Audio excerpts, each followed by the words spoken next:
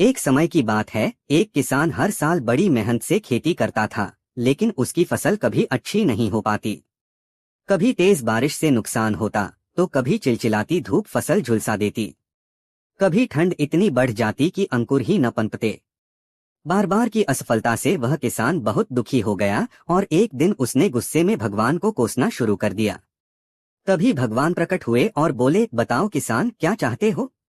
किसान ने कहा, भगवान, आपको खेती का ज्ञान नहीं है। आप कभी भी मौसम बिगाड़ देते हैं, न धूप का समय तय है न बारिश का।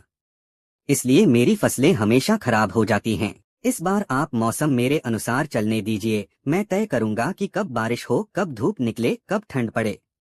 भगवान मुस्कराए और बोले, जैसी तुम्हारी इच्छा। इसके बाद किसान ने फिर से गेहूं बोया। अब मौसम पूरी तरह उसकी मर्जी से चल रहा था। जब वह चाहता तब बारिश होती, जब चाहता तब सूरज निकलता। न तूफान आया, न ओले गिरे, न कोई और रुकावट। फसल धीरे धीरे लहलहाने लगी। खेत हरे भरे देखकर किसान बहुत खुश हुआ। लेकिन जब कटाई का समय आया तो उसने देखा कि बालियां तो तैयार हैं, पर अंदर दाने नहीं हैं। सारी बालियां खोखली थीं।